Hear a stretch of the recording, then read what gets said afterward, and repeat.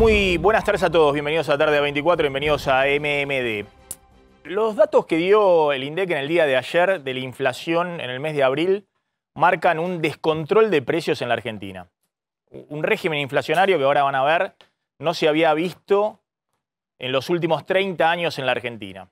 Hay que retrotraerse al periodo previo a la convertibilidad, antes del año 91, que vino la segunda hiperinflación en el gobierno de Menem, para retrotraerse a una disparada de precios como la que se está viendo hoy en la Argentina. La diferencia con ese momento es que por ahora es un régimen inflacionario que está estabilizándose en un nivel de precios muy elevado. Estamos hablando de una inflación hoy arriba del 60% anual. Y en algunos casos, bien por arriba de eso, de precios de los alimentos de la canasta básica alimentaria.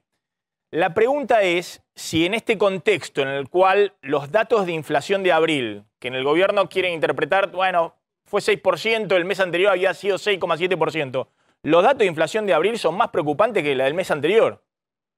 Porque en abril no hubo, como había habido en marzo, suba de tarifa de servicios públicos, de luz y gas, fundamentalmente en el área metropolitana.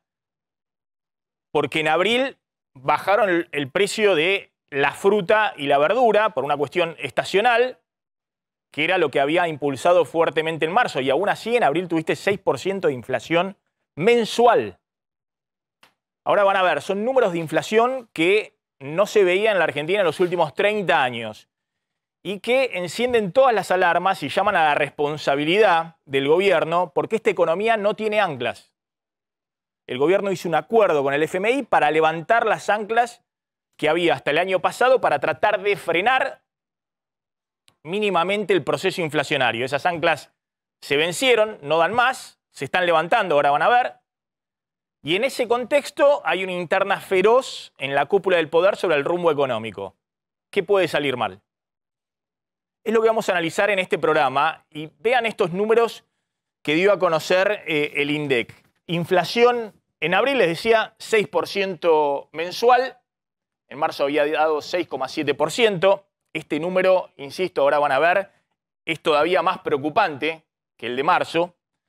58% acumulado últimos 12 meses, 23,1% la inflación en los primeros 4 meses del año. Pero ahora van a ver que más allá de la suba muy fuerte en indumentaria y en restaurantes, hoteles, el 5,9%, una décima menos de alimentos, hay una dinámica inflacionaria que es verdaderamente muy preocupante y que enciende todas las alarmas.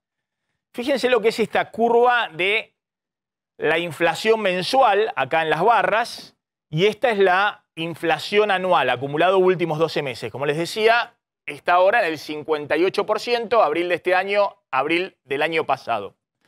Pero si uno toma la inflación promedio de los últimos 5 meses del año, desde diciembre, enero, febrero, marzo y abril, en estos 5 meses, últimos 5 meses, desde diciembre, la inflación corre a un promedio del 5% mensual.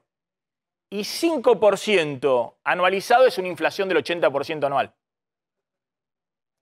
5%, que es la inflación promedio los últimos 5 meses.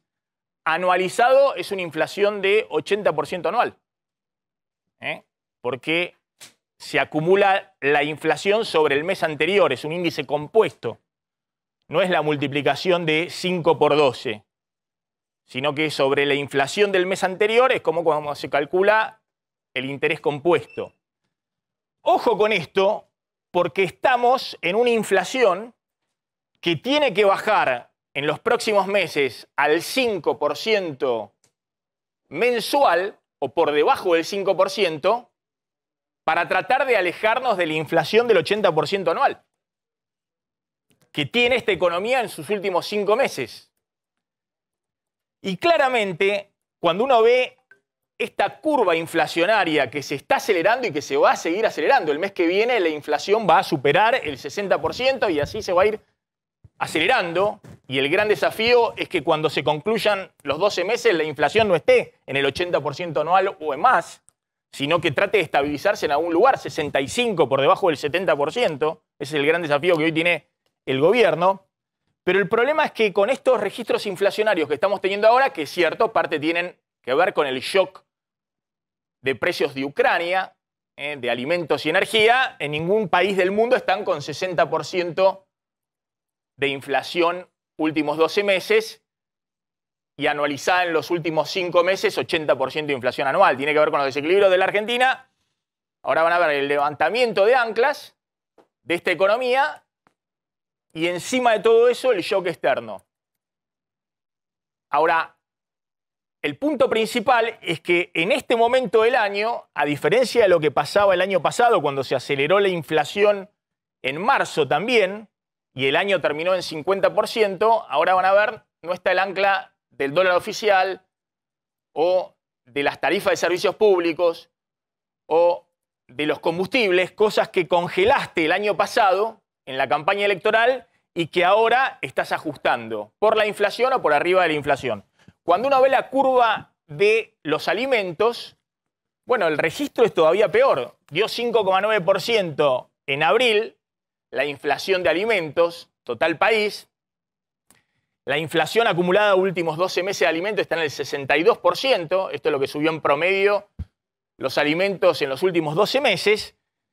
Pero en los últimos 5 meses, desde diciembre, la inflación mensual de alimentos está casi en el 6%, 5,96%, casi 6%. Últimos 5 meses desde diciembre, la inflación mensual de alimentos. 6% de tasa de inflación mensual de alimentos anualizada, elevada a la 12, da 100% de inflación. Es decir que en los últimos 5 meses la inflación de alimentos estuvo corriendo a un ritmo del 100% en la Argentina. Una catástrofe desde el punto de vista de los ingresos, es una catástrofe desde el punto de vista de las jubilaciones, de los planes sociales, de los salarios en la Argentina, que obviamente están corriendo muy pero muy por detrás. Y el ejemplo más emblemático de esto es lo que pasó esta semana, que el gobierno anuncia, por suerte no hicieron ningún acto ni ninguna pompa al respecto, pero anuncia que las jubilaciones van a aumentar 15% en junio, las jubilaciones de todos, por la ley de movilidad previsional, que hoy se ajusta por índice de salarios y evolución de la recaudación previsional, no por la inflación.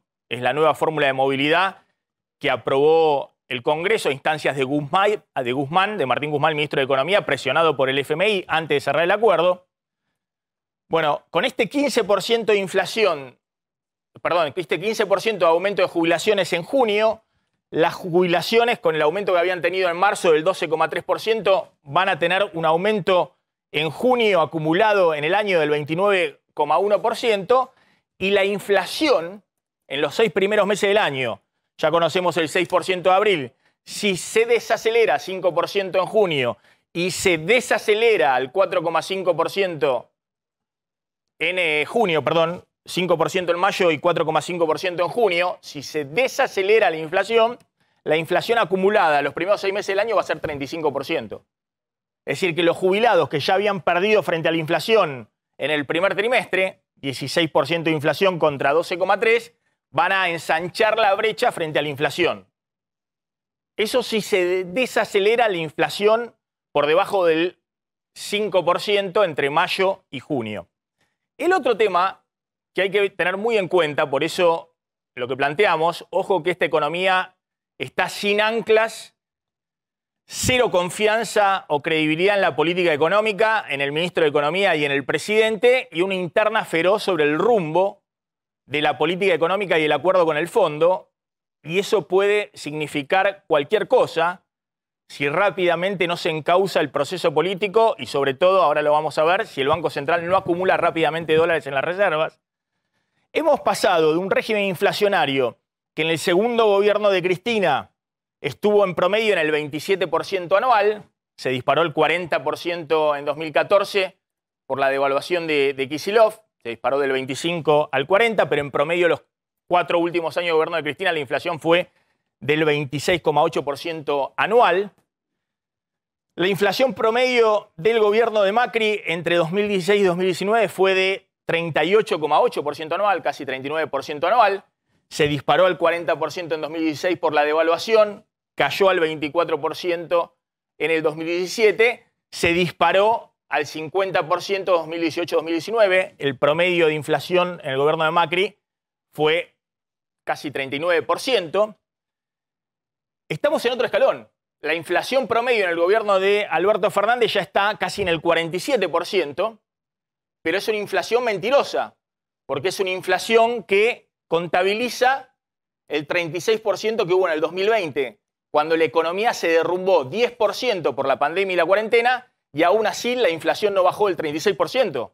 Es decir, se cerró la economía, solo una caída de 10% de la economía ocurrió en la Argentina después de la crisis del 2001, y aún así tuviste un registro inflacionario muy elevado. El año pasado tuviste 51% de inflación, hoy ya estás en el 58% y acelerándose. Es decir, que estás en un régimen inflacionario que es distinto a lo que teníamos antes, con la diferencia que en la época de Cristina, en la época de Macri en el 2017, cuando tuvieron clavado el dólar oficial, y en ese año electoral, de nuevo, no aplicaron aumento de tarifas públicas. Y lo que ocurría hasta ahora con Alberto Fernández, ahora está soltando todas las anclas de la economía, veámosla.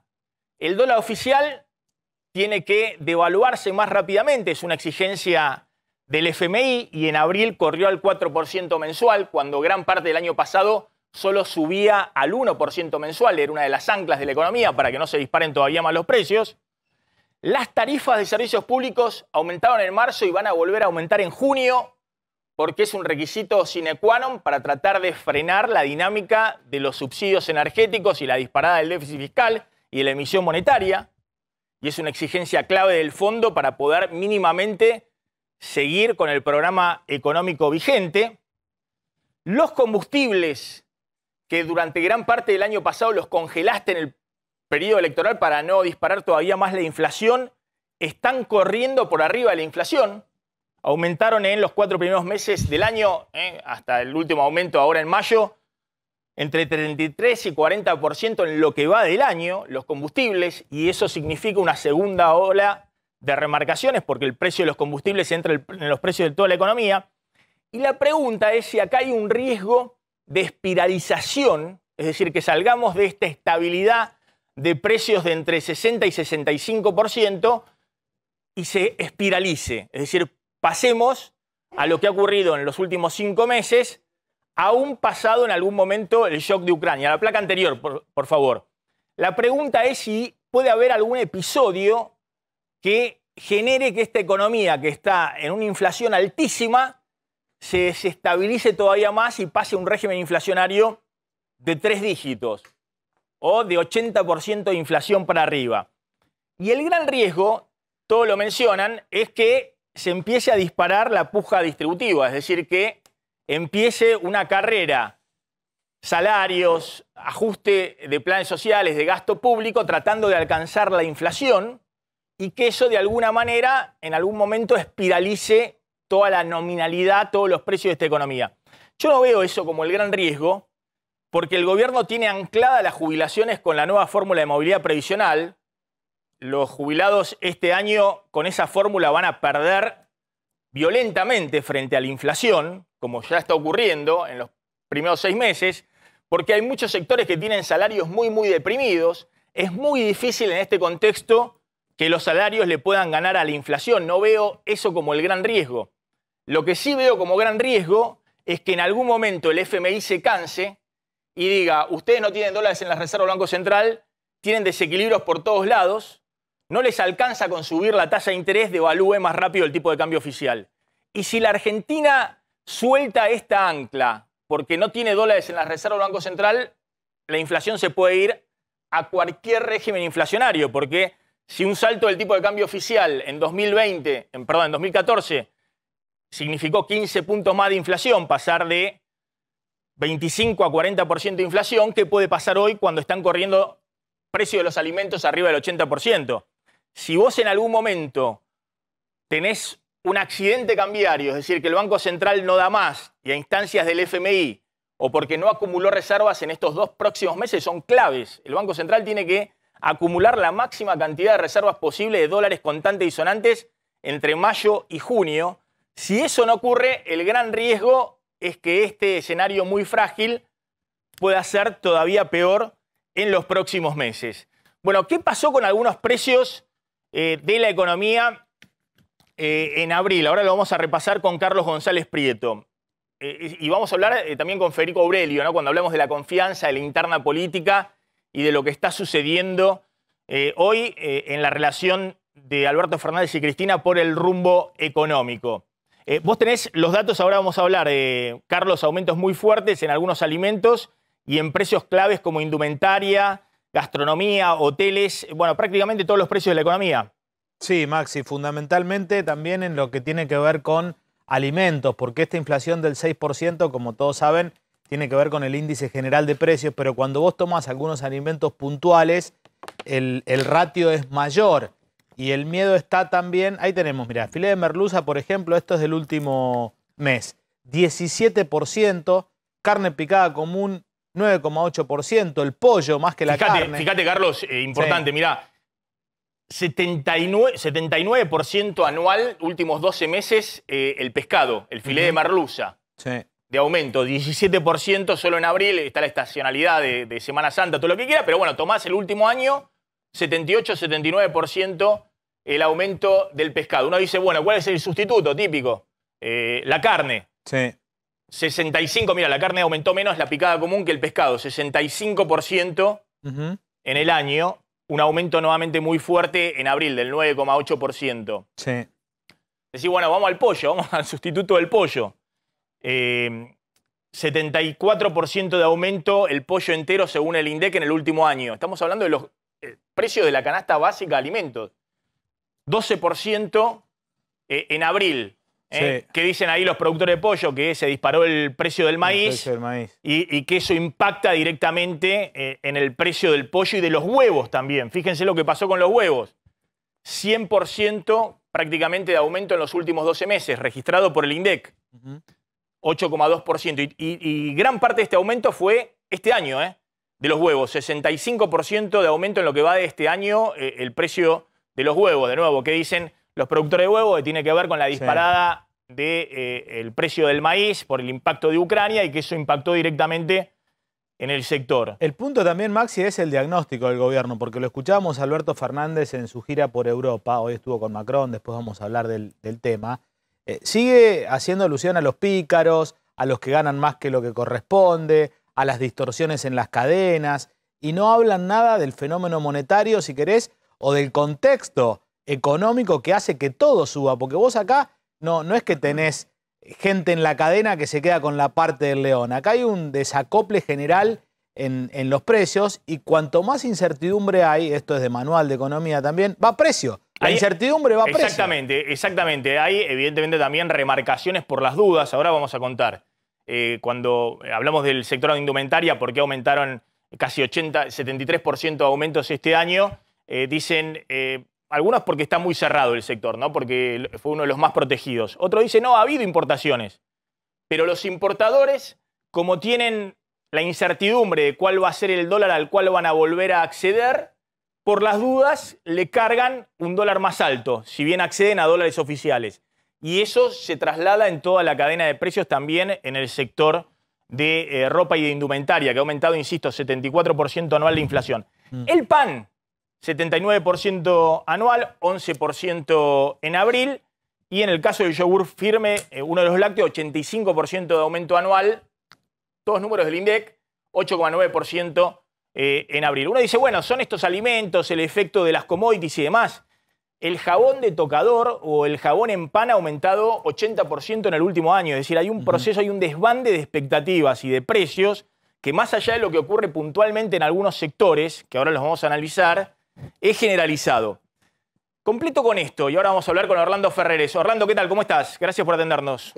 ¿Qué tal, Maxi? ¿Cómo estás? Muy bien, por suerte. Te llamamos a vos porque bueno, vos fuiste viceministro de Economía justamente cuando Menem asumió ¿no? Y Sí, la hiper de Alfonsín. Bueno, exactamente, Exacto. anticipadamente en la hiper de Alfonsín, en Y que el murió primer el semestre, ministro. en el primer semestre del 89, y Menem tuvo que adelantar su asunción a julio del 89.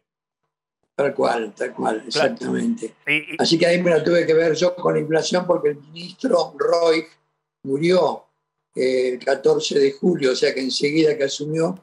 Así que yo me tuve que enfrentar a la hiperinflación esa enorme que dio 300% en el mes. O sea, son números muy distintos a estos. Exactamente. Pero no, Repetí como cuál era vos ese decís, número para los más jóvenes que obviamente no entienden lo que es un proceso 297, hiperinflacionario. 296,7%. En un mes. Ese es un número 300% en el mes. Sí, es un número que no es parecido a los actuales, que dan 6-7% en el Claro. mes, pero igual estamos yendo de alguna forma lenta hacia una situación de descontrol y bueno, esperemos que no ocurra nada demasiado grave. Nosotros calculamos para este año un 71% de inflación, porque después de este desajuste que va a haber también en mayo, como vos dijiste, yo creo que se va a dar también una reducción de la inflación después de eso. Pero aún así estamos en 70% de inflación, que es un número muy grande. El caso es más o menos tan negativo como el escenario negativo que teníamos a principio de año, donde decíamos que la inflación iba a ser de 52% y la parte negativa 70%. Ya ahora la parte negativa está en los 70%, y posiblemente, tomando en cuenta lo que ocurre hoy, una parte negativa del escenario actual podría estar en 3 dígitos, en 100% o algo más. Bueno, por eso me interesaba mucho hablar con vos. Ahora te voy a preguntar, porque exactamente, cuando vos hablas de 70% de inflación este año, estás haciendo el escenario de estabilidad con altísima inflación. Pero estable, ¿por qué? Porque es un poco lo que dice el ministro Guzmán y el FMI, ¿no? Guzmán no lo dice directamente, el FMI sí. Guzmán no lo puede decir directamente, pero el mecanismo es que si vos no te descontrolás en el déficit fiscal y en la emisión monetaria y subís las tasas de interés, la economía inexorablemente en estos meses ya se está enfriando y se va a enfriar más, y ese enfriamiento de la economía es lo que le va a poner el tope a los precios para salir de este régimen de 6% mensual de inflación, que anualizado da 100%, y vos puedas estabilizarte en un nivel de inflación en el año de alrededor del 70%. Pero ahora te voy a preguntar, porque acá yo estoy viendo enormes riesgos, y el riesgo principal es, además de que esta economía no tiene anclas, que vienen los aumentos de tarifa, que tenés que llevar el tipo de cambio oficial por lo menos al 4 o 5% mensual, que los precios de los combustibles están corriendo por arriba de la inflación. Ahora te voy a preguntar, ¿qué episodio podría llegar si el gobierno no toma conciencia del riesgo que está corriendo, pasar de una inflación estable del 70% anual a otro régimen? Pero mirá estos números que están promocionando hoy mismo los bancos. Esto me llegó del banco en el cual opero, que no voy a decir cuál es, primero para no hacerle publicidad, y en segundo lugar porque me parece que es lo que están haciendo todos los bancos. Y vos lo debés conocer bien esto, Orlando, porque es la típica comparación tasa-dólar. Cuando la Argentina empieza de nuevo con esta discusión tasa-dólar, tasa de interés y dólar, y te lo ofrecen los propios bancos, es que algo está pasando muy complejo. Sí, claro. ¿Qué hicieron los bancos a partir de hoy? Para promocionar los plazos fijos con la nueva tasa de interés que subió ayer el Banco Central. El Banco Central nosotros habíamos anticipado, es una exigencia del fondo. Claro, exactamente. Ayer subió 2 puntos la tasa de interés de referencia de las LELIQs e inmediatamente subió 2 puntos la tasa que deben pagar los bancos por sus plazos fijos. Esto es una exigencia del FMI que le está diciendo subí más fuerte la tasa y acelerá la devaluación del tipo de cambio oficial. El Banco Central se resiste a hacerlo más violentamente, la suba de tasa de interés, porque eso obviamente repercute en el crédito de la economía, encarece todo el crédito y enfría más rápido la economía, pero además porque del otro lado del balance tiene 5 billones de pesos de stock de LELIQ chipaces, de pasivos remunerados del Banco Central. Entonces, cada vez que subís la tasa de interés, el Banco Central tiene que pagar emitiendo una cuenta, una factura de intereses mensual mayor a los bancos para que los bancos se den vuelta y le paguen gran parte de eso en intereses a los depositantes a plazo fijo para que no corran al dólar.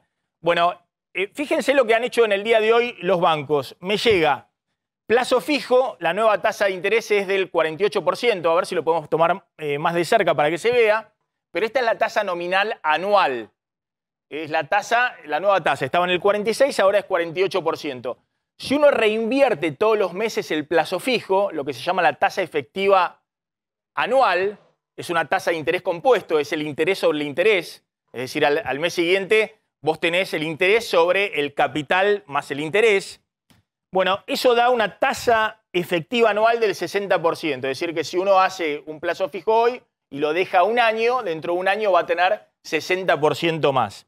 Entonces el banco me manda, este cuadrito me lo manda, lo tomé directamente de lo que me manda el banco. Me manda y me dice, bueno, la tasa nominal anual 48%, la tasa efectiva 60%, mensual da 4%. Fíjense que es una tasa que todavía está corriendo por debajo de la inflación, que es lo que le dice el FMI, subí la tasa por arriba de la inflación mensual.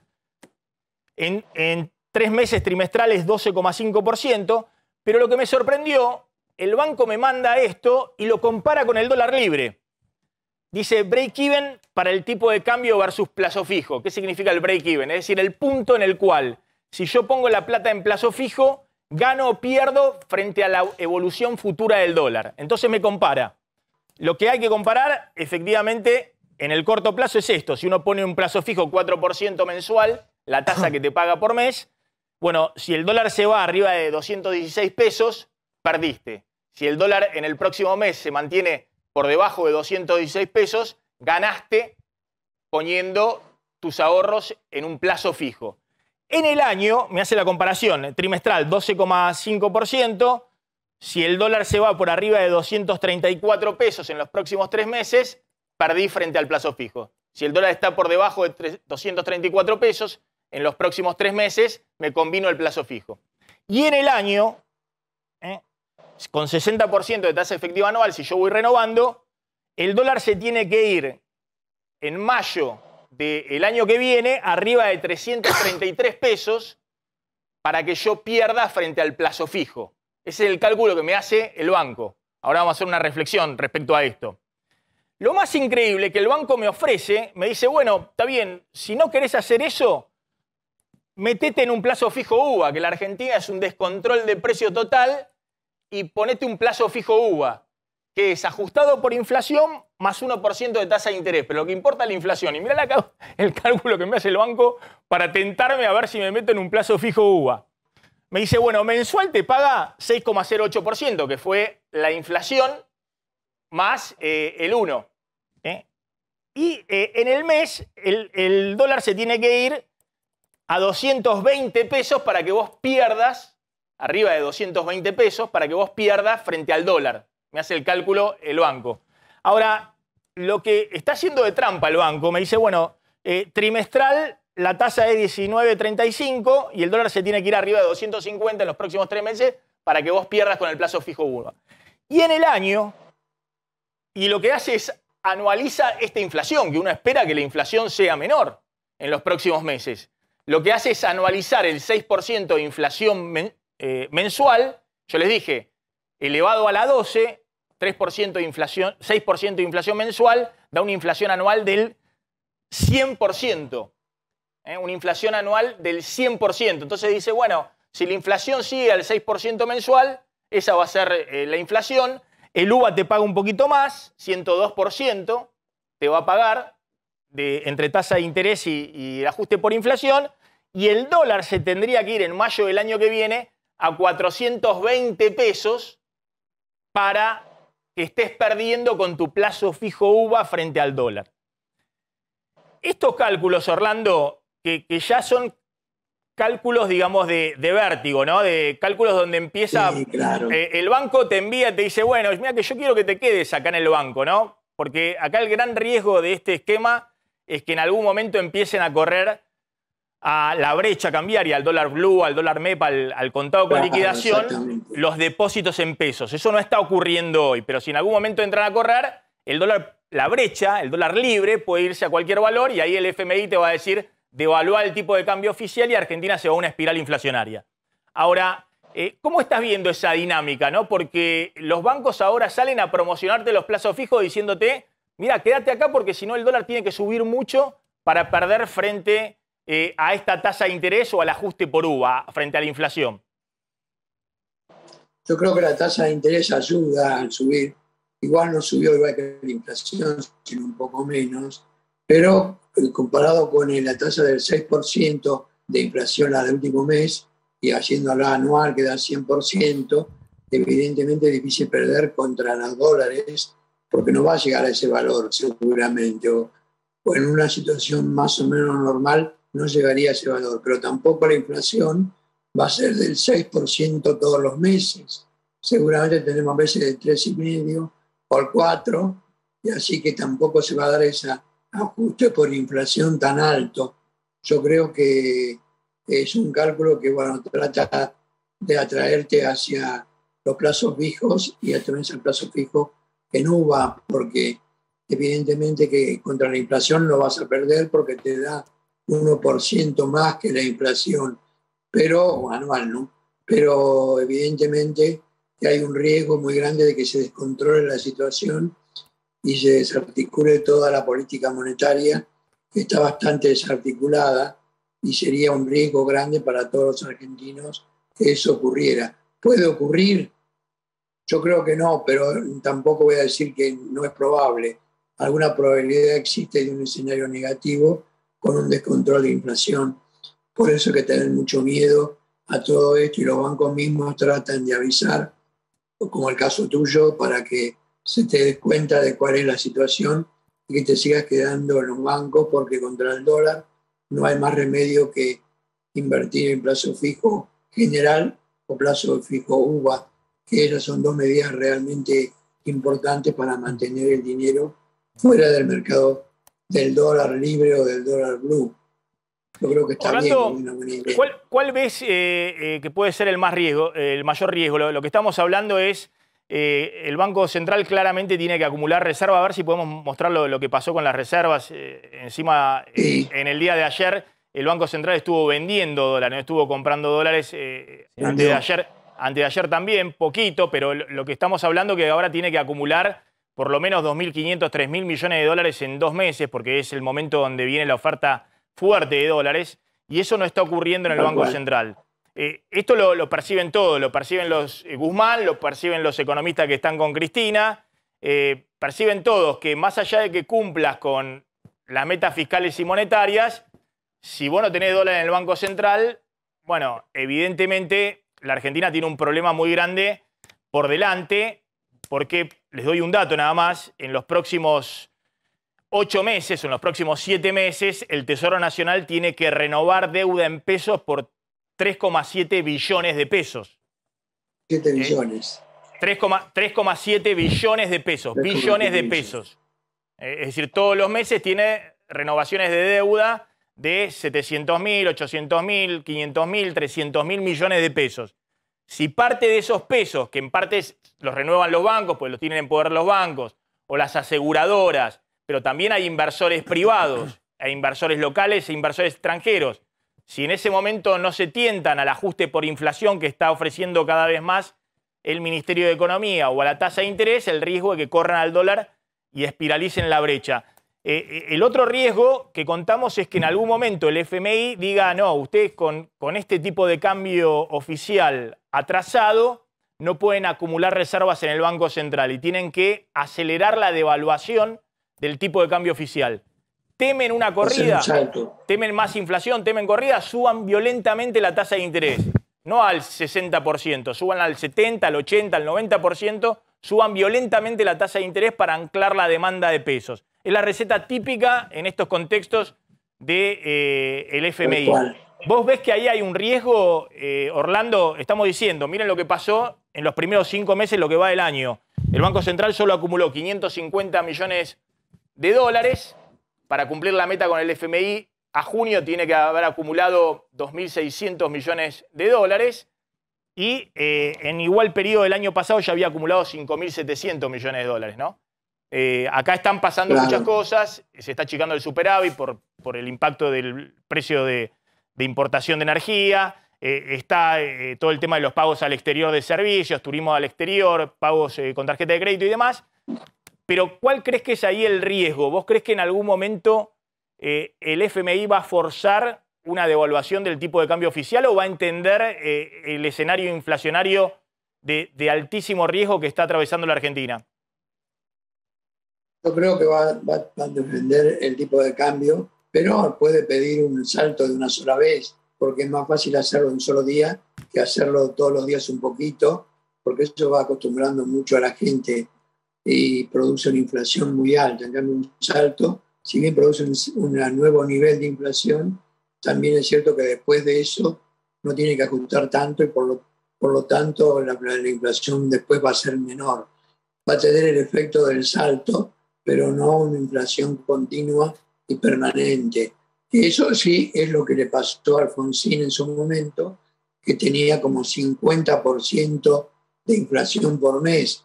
Después llegó a 60, 70, 100, 300 por mes. Evidentemente, eso es la hiperinflación.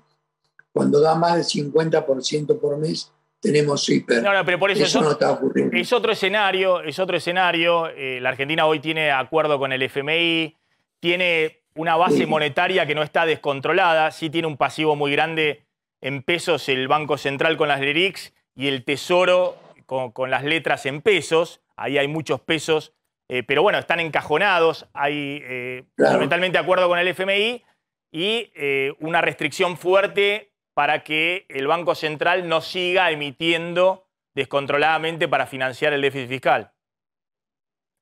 Sí, por supuesto. Hay mucho más control ahora que en aquella época, donde no había ningún acuerdo con el fondo y tampoco había emisión de dinero. O sea, había emisión de dinero sin control, porque todo era prácticamente recaudación del Banco Central, la que se lograba por el Tesoro. Había recaudación, pero muy poca. Es así que el déficit fiscal llegó al 23% del producto en julio del 89. Esas no son cifras que tengamos hoy, son muy distintas y por suerte estamos en una situación mejor. Yo creo que no se va a descontrolar la situación, que sería grave, pero no se va a descontrolar y por lo tanto seguiríamos en la inflación que puede ser del 70-71% anual, que es lo que puede tener la economía argentina en este 2022. Ahora también viene el 2023, que es un año complicado. Ahora hablamos de eso.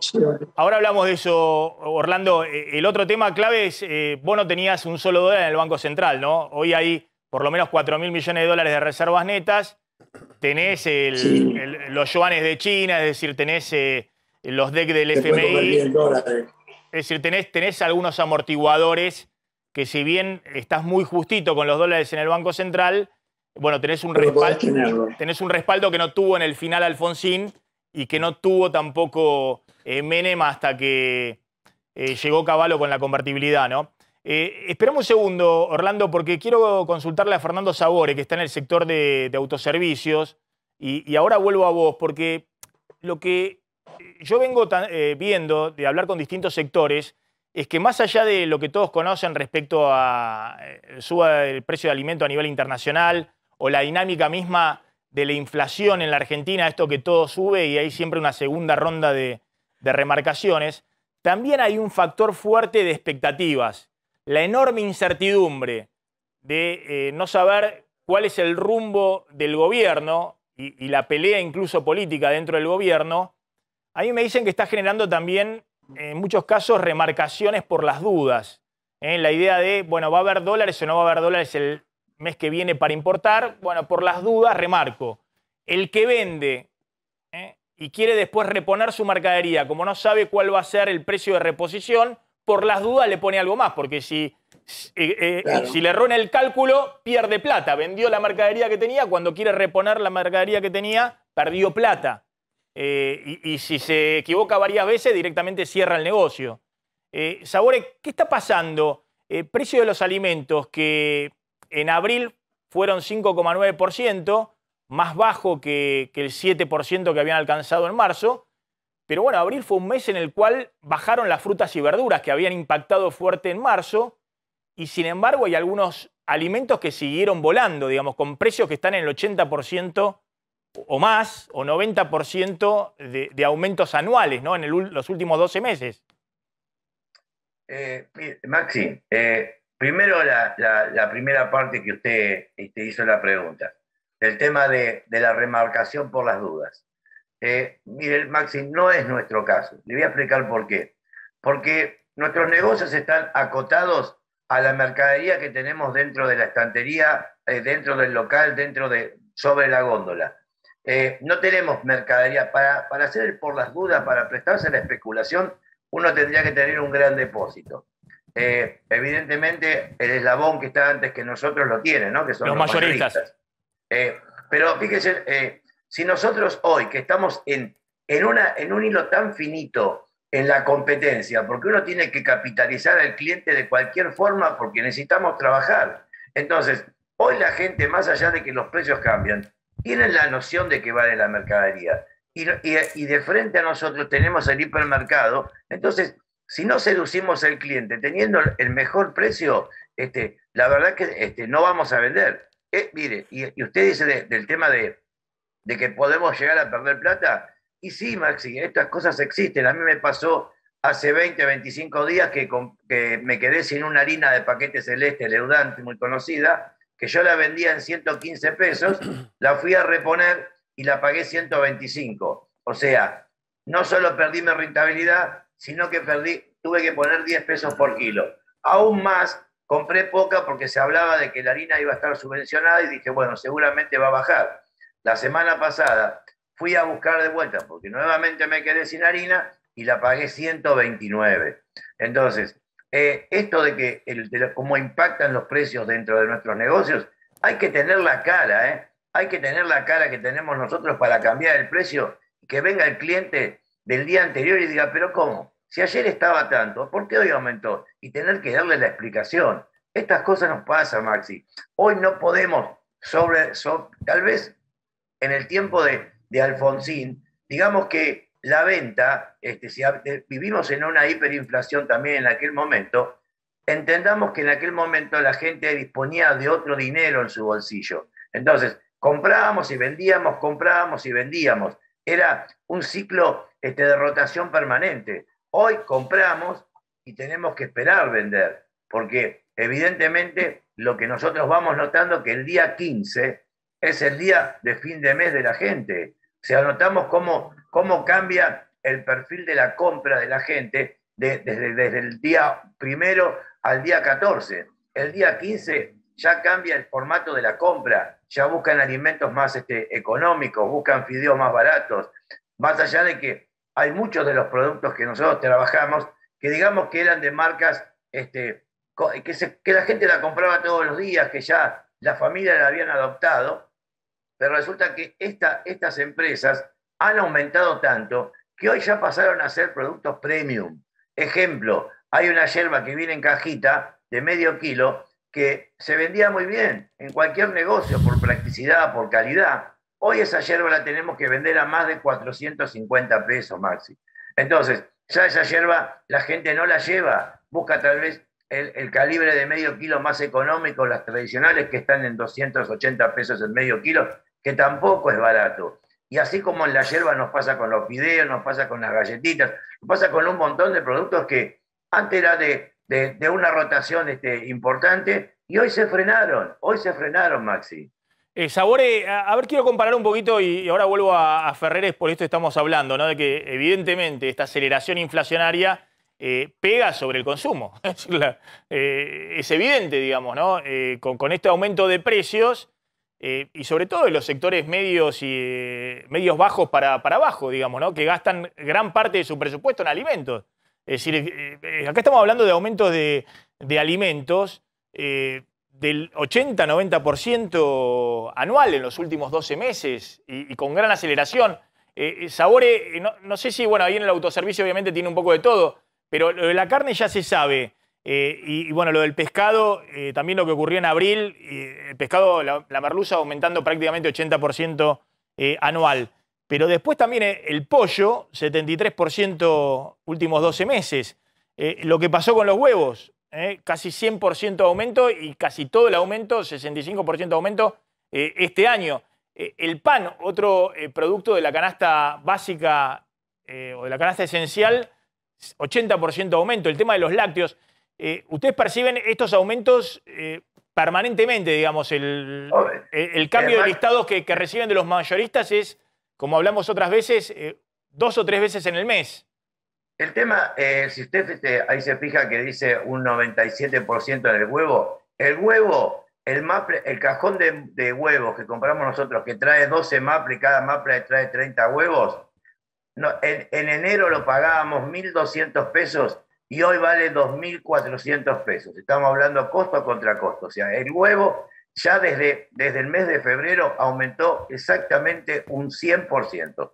Sí, digamos que no tuvo mucha, no se movió mucho. Sí, hay muchos productos, digamos, que todavía en lo que va, hoy estamos a casi mitad de mes, ¿no es cierto? Y digamos que sobre este mes hemos recibido un 19% de aumento en café, un 6% en lácteos de una empresa y un 10% en la otra. El lácteo, cuando hablamos de lácteos, y aumenta un 6%, un sachet de leche, que hoy lo tenemos que vender en 140 pesos, fíjese cómo hace eco, pero un eco mucho más fuerte, sobre lo que son los quesos, que digamos que sabemos que en verano el tema de los quesos normalmente no aumentan porque las cuencas lecheras están abastecidas, y en invierno tenemos buenos aumentos.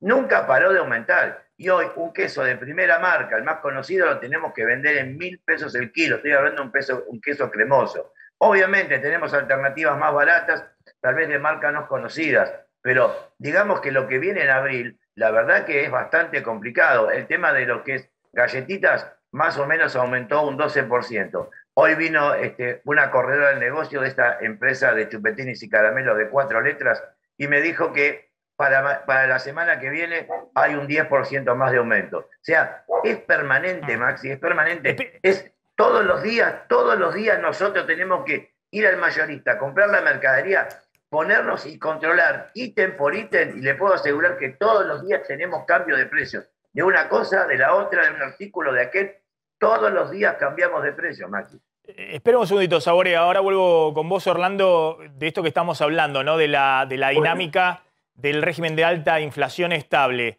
Te quiero preguntar qué estás esperando, vos haces relevamientos también en tu consultora, qué estás esperando en mayo, porque estamos hablando que en mayo se tendría que desacelerar al 5% la inflación o menos, pero bueno, ya tuvimos 10% de aumento de combustibles esta semana.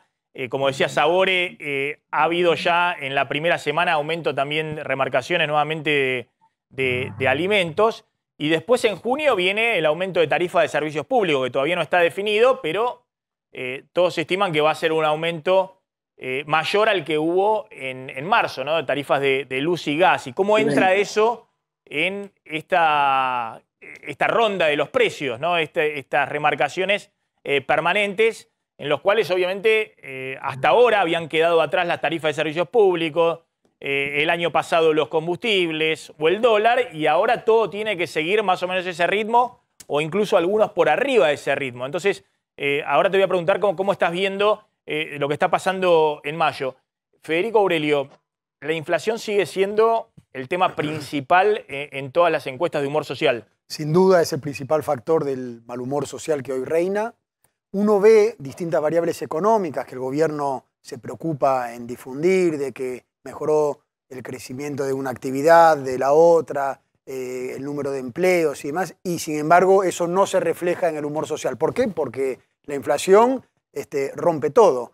De acuerdo a nuestras mediciones, solamente el 8% de los argentinos dicen que en los últimos meses pudieron comprar más cosas que antes, el 12% te dice que pueden comprar las mismas y el 80% te dice que pueden comprar menos cosas. Es decir, que independientemente... 8 de cada 10 te responden que están comprando menos que pueden un año comprar atrás. Menos cosas. Y a lo mejor algunos... Y ya estabas en una crisis el año atrás. A lo mejor algunos de ellos son parte de los que trabajan en estas actividades que están mejorando, pero eso no significa que sea una suficiente mejoría como para cubrir esta inflación.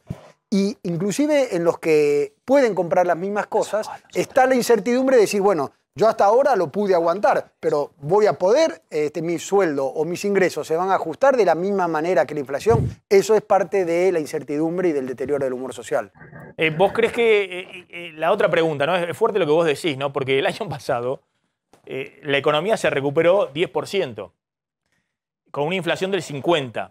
Ahora estamos contando que la economía estadísticamente puede dar 4% de crecimiento, 5, 3, pero eso es algo estadístico, porque lo que estamos viendo, ahora le voy a preguntar a Orlando Ferreres, es que empieza a haber una desaceleración. Algunos, como Martín Redrado, dice esta economía este año va a crecer 2%. Le pone el 70% de inflación que le pone Ferreres y dice 2%. Pero para que le dé 2% de crecimiento en la economía este año, tiene caída en el segundo semestre.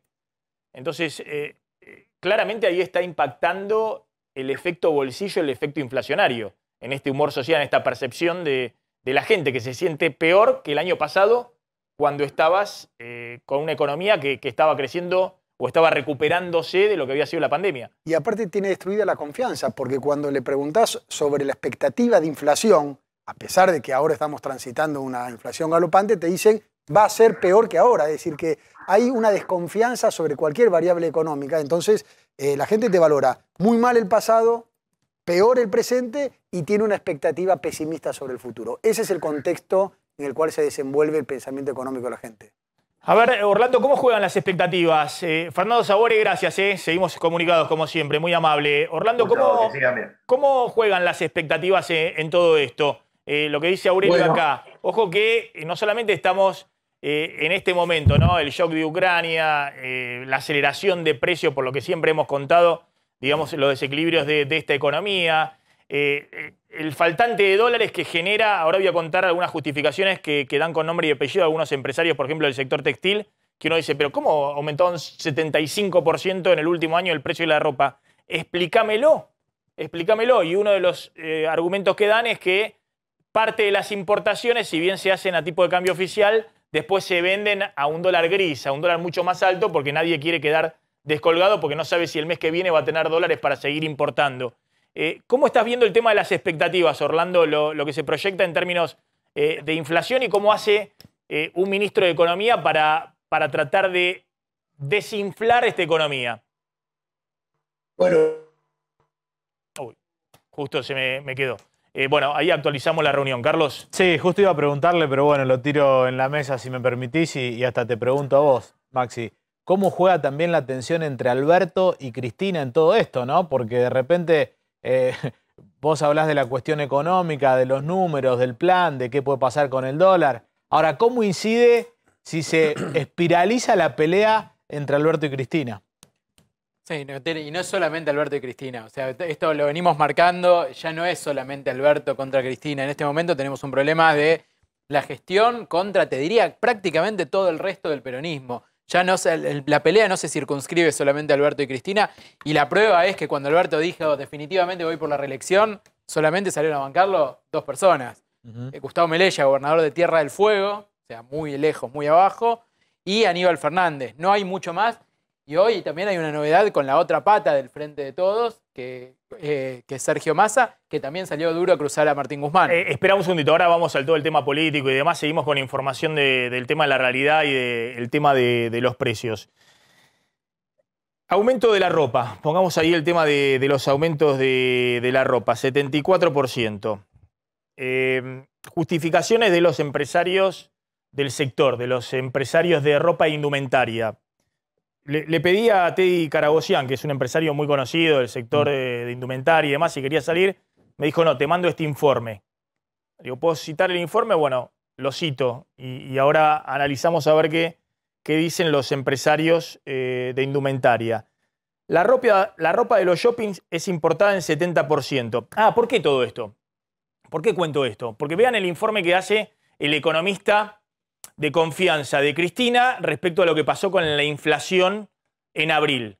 Ayer manda un informe, como hace siempre, el CEPA, el Centro de Estudio de Política Argentina, que dirige Hernán Lecher, que es el economista que Cristina citó en su último discurso, diciendo que había un economista joven, brillante y toda esa cosa que dice Cristina, y que iba a ser el secretario de Comercio, y cuando fue a verlo a Matías Culfas, al ministro de Producción de Alberto Fernández le dijo, no, vos no vas a ser el secretario de Comercio porque no te animás a enfrentar al poder económico, al establishment y demás.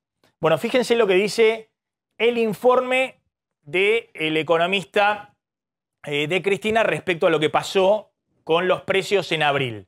Bueno, prendas de vestir aumentaron 9,9% en abril, habían aumentado ya 10,9% en marzo y están en el 73,4% aumento últimos 12 meses las prendas de vestir. Tomo un poquito de aire. Llama la atención, dado que es un rubro particularmente protegido por políticas estatales, dice el economista de confianza de Cristina, que no es este, ¿no? Está claro que no es este el economista de confianza de Cristina. Es decir, le pasa la factura al gobierno diciendo, pero ¿cómo? Están protegiendo a ese sector para que tenga empleo. Lanzaron un programa ahora en marzo que se llama Acción Moda, no sé cuánto, y tienen 73% de aumento en los últimos 12 meses la ropa.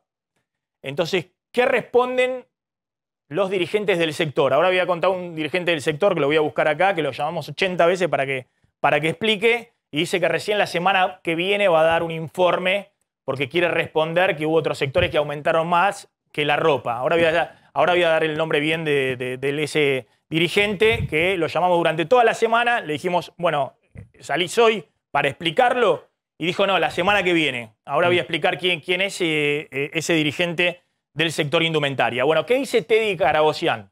Que es un empresario muy reconocido del sector. Dice textualmente, mientras tanto, tratemos de enganchar los Zoom que tenemos previsto, y a Orlando Ferrés, por favor, que le dejamos el Zoom vencer con los 40 minutos. La ropa de los shopping es importada en 70%. Es decir, responde que hoy lo que se vende en los shopping es 70% importada. Hoy hay récord de importaciones nuevamente, pero no hay dólares, así que el importador está vendiendo sus productos a precios altísimos. Como tiene miedo que no le den los dólares para volver a importar, remarca por la duda lo que importó a precios oficiales. Porque o está importando el importador está importando con la suya, con los dólares contados con liquidación, o los dólares que tiene el colchón, y yo lo veo difícil que estén importando, porque justamente en las estadísticas que tenemos del INDEC, las importaciones vienen creciendo, y los dólares se lo dan de dólares oficiales. Pero bueno, lo que se vende más y donde se vende más la ropa producida en Argentina es en lugares a cielo abierto, y los precios son significativamente más bajos. La idea de que se venden ahí en la salada, en la informalidad, y que ahí son más bajos. Hoy el precio internacional de la ropa importada ha subido también. El algodón en 2 últimos años subió 50 centavos la libra a $1,45 de dólar. En el caso nuestro, bueno, dice Teddy Carabosian, somos el 2% del precio de la ropa. Él fabrica insumos para la indumentaria. El shopping le cobra de alquiler el 20-25% del precio. Pero Elstein, bueno, perdón, no quiere que lo mencione, pero es uno de los principales dueños de los shoppings, Eduardo Elstein, paga mucha publicidad. Bueno, ahora, en este tema nunca sale. Bueno, lo que dice que los dueños de los shoppings son los que también influyen en el recargo de los precios del sector de la indumentaria. Maxi, la economía tiene que, perdóname. Y después dice que, bueno, también está todo el impacto de todos los fletes y todo lo que conocemos de China, y esto es cierto, que el flete y el container de China pasó de los $2.000 a los $17.000, y hoy bajó un poco a $14.000 el container. Pero permíteme, bueno, a ver, la economía tiene que estar echándonos la culpa de quién tiene la culpa que aumenten los precios. La economía tiene que estar a prueba de hijos de su madre. Si yo produzco hojas y la puedo vender a $1.000 pesos esta hoja, y hay alguien que me lo paga, y bueno, yo voy a tratar de subir los precios. No, pero acá no estamos hablando Está bien, de lo que vos mencionabas. Estamos hablando de incentivos, de cómo están jugados los incentivos en esta economía. Pero hay una dinámica económica que vos conocés muy bien, y sos el número 1 del periodismo económico, siempre analizándolo, que tiene que ver con cuando yo tenga que reponer, si no me dejan importar, en el caso de la ropa importada, está bien, no voy a ir al contado con liqui, pero qué sé yo, cuando va a estar el dólar, si probablemente haya una devaluación dentro de 2 meses, entonces yo me cubro. Pero eso tiene que ver con la dinámica económica, con la oferta, con la demanda, la elasticidad de la demanda, la contribución marginal de cada negocio. Sí, bien, apelar a que, pero es importante decir hasta acá. Eso ¿no? En otros programas. Está bien. A ver, un segundo. Está bien lo que decís, Carlos, justamente lo que estamos hablando, del tema de los precios de reposición, cuando hay una enorme incertidumbre de si vas a acceder a dólares, a qué dólar vas a acceder, y eso es un poco lo que también estaba contando este empresario, que eso genera, esa incertidumbre adicional, genera remarcaciones, incluso cuando vos abrís las importaciones, porque una forma de disciplinar los precios. El economista de confianza de Cristina dice que el sector textil está hoy muy cerrado y que por eso aprovechan para remarcar los precios. Este empresario textil dice, no, hay sectores donde están importando mucho en indumentaria. Todo lo que se vende en los shopping es importado, pero está diciendo la incertidumbre que genera no saber si accedes o no a los dólares y a qué precios está generando una remarcación adicional de precios, en un contexto donde todos los precios además suben al 60-70% anual. Orlando, ¿cómo ves el factor incertidumbre influyendo lo que estamos diciendo en el futuro de los próximos meses, de la inflación, digamos, de la inflación para los próximos meses? Ya, en este mes de mayo nos está dando la primera semana del mes, que es lo único que tenemos calculado, 5,5% con respecto al promedio del mes anterior. Esto puede ser que empeore un poco todavía de acá a fin de mes. Y también hay que ver en junio qué pasa con el aumento de las tarifas, o sea que también van a ser meses difíciles estos dos, donde hay que comprar muchísimos dólares porque hay poca oferta y la oferta del momento es el campo, la soja, el maíz, etc.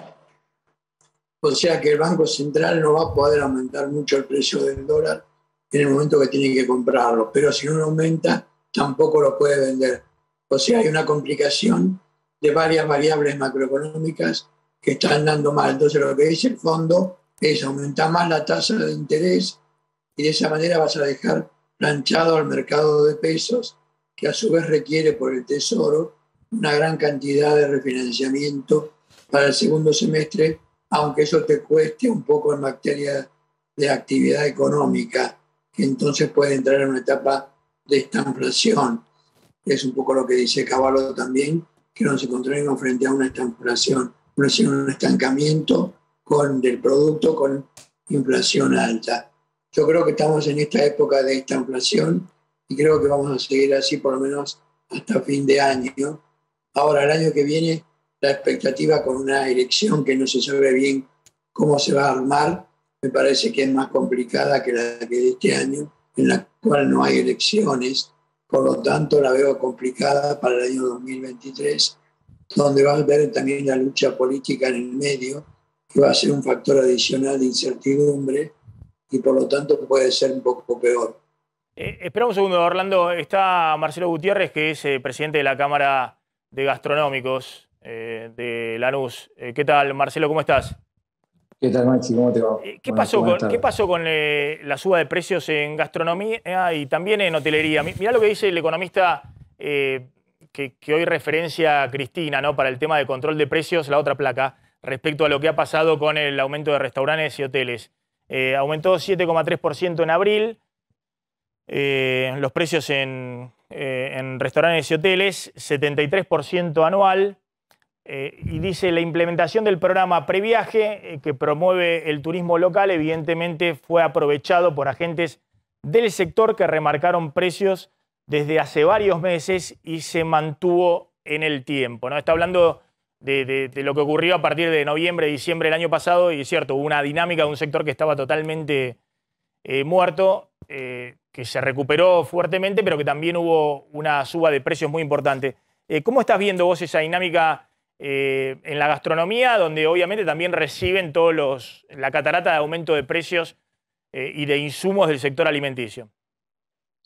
Bueno, particularmente lo que hemos visto en el último año es un poco lo que están reflejando ustedes. Lo mismo que ustedes ven en el supermercado, lo vemos nosotros cuando vamos a comprar la mercadería. El insumo en gastronomía representa del costo del plato un 40%, con lo cual a medida que vamos sufriendo este tipo de aumentos, que prácticamente se da entre el 7 y el 8% mensual, lo que tratamos de hacer es ir, no trasladando absolutamente todo, pero al componer el 40% de nuestro costo, inevitablemente lo tenemos que ir trasladando de alguna manera. Bueno, de hecho, habrás visto que muchos restaurantes, por producto de la pandemia, hemos ido a una carta virtual y nos quedamos en esa carta virtual con código QR y demás, porque mandar a reimprimir todas las cartas todos los meses es muy complicado, sobre todo que hoy estamos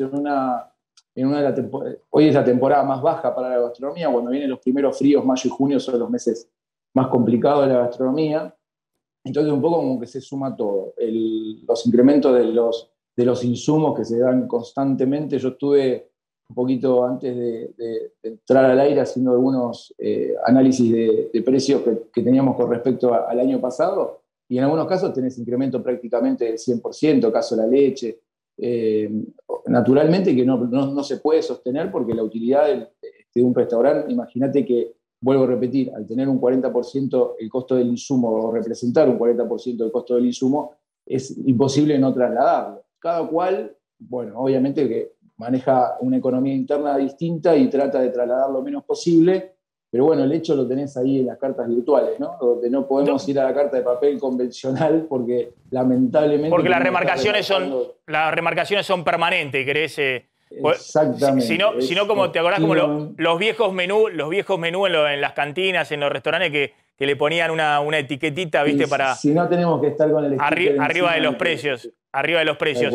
Decime una cosa, Marcelo, dos cosas te pregunto. Una, los salarios se han reducido en la ecuación de costos de la gastronomía, es decir, han quedado licuados frente al aumento de precio del 70-80% que vos estás manifestando en los alimentos. Si vos analizás los últimos años, tanto los servicios como... A ver, por suerte, porque si no estaríamos muy, pero muy complicados, los servicios que tenían un impacto 2 años atrás muy importante dentro del porcentaje sobre la facturación, hoy se licuó o no representa lo que representaba hace 2 años, y por supuesto que los salarios también. Ahora hubo un acuerdo por parte de UTGA de salarios que están en el orden del 60% para lo que es a partir del próximo, de septiembre de este año a septiembre del año próximo, que bueno, que naturalmente eso va a recomponer un poco los salarios, pero sí, naturalmente el salario se ha visto, se ha licuado. Y la otra pregunta que te hago, Marcelo, justamente, vos decís, bueno, los salarios se licuaron en mi ecuación de costos, ¿no? Porque aumentó todo más, obviamente que el costo salarial. Por delante, bueno, está todo el tema de la nueva actualización de tarifas, que eso va a impactar en el área metropolitana, en distintos sectores, entre ellos comercio, no sé, gastronomía y demás. Vamos a ver cuáles son finalmente los aumentos. Pero también del otro lado, ¿cómo está la demanda? Porque ocurrió en la pospandemia que la gente quería salir, a un economista lo llamó la revancha del consumo, y además porque hoy no tiene capacidad de ahorro la clase media, entonces agarra y dice, bueno, me gasto lo que tengo, y en todo caso tengo alguna salida para comer afuera, y eso se vio claramente.